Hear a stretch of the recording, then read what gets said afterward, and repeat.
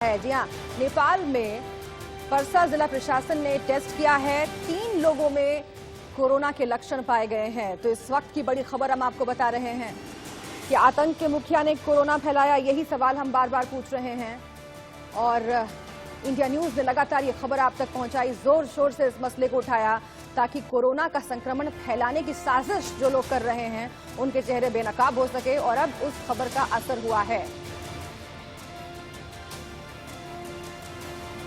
और हम सीधा न्यूज रूम लिए चलते हैं आपको, जहां पर आतिर खान हमारे सहयोगी हमारे साथ जुड़ गए हैं ज्यादा अपडेट के साथ। आतिर, क्या अपडेट?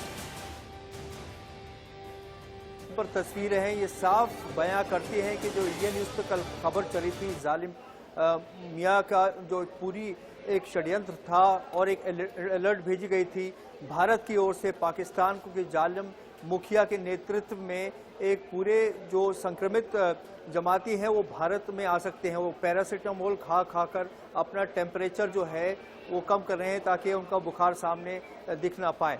तो इसके चलते एक बहुत बड़ी कार्रवाई की है। नेपाल ने बड़ी सकारात्मक भूमिका इसमें अदा की है।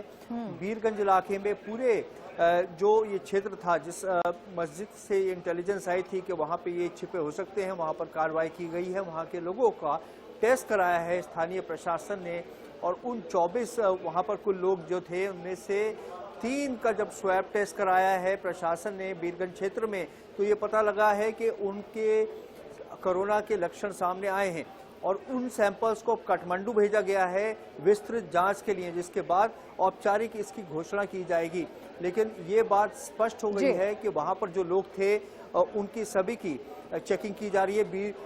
वीरगंज में यहाँ तक कि सेना भी जो है उसको जिम्मेदारी दी गई है कि न सिर्फ भारत बल्कि और विश्व के देशों से यदि कोई वहाँ पे जमाती आए हैं तो उनको चिन्हित किया जाए और उनका टेस्ट कराया जाए। एक पूरी एक तरह से कह सकते हैं कि षड्यंत्र एक तरह से था कि ये बिल्कुल षड्यंत्र का खुलासा हुआ है आतिर। लेकिन सवाल अब ये भी है कि 3 लोगों में अगर कोरोना की पुष्टि हुई है, ये 3 लोग और किन किन लोगों से मिले होंगे? अभी शुरुआत हो गई है इंडिया न्यूज पर खबर दिखाने के बाद। क्या ये माना जाए कि आगे ट्रेसिंग की जो प्रक्रिया है वो बढ़ेगी?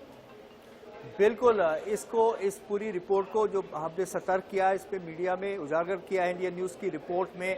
कल पूरे दिन हमने ये रिपोर्ट दिखाई, इसके बाद नेपाल सक्रिय हो गया और ये इंटेलिजेंस रिपोर्ट थी, हालांकि इंटर डिपार्टमेंटल थी, लेकिन अब पूरे क्षेत्र को जब पता लगा तो उन्होंने कड़ी कार्रवाई की। और जो फोटो आपको नजर आ रहे हैं वो सब लोग हैं जिनके टेस्ट कराए गए हैं और उनको आइसोलेट कर दिया गया है, इनको आइसोलेट करके रखा गया है और इनकी मॉनिटरिंग हो रही है।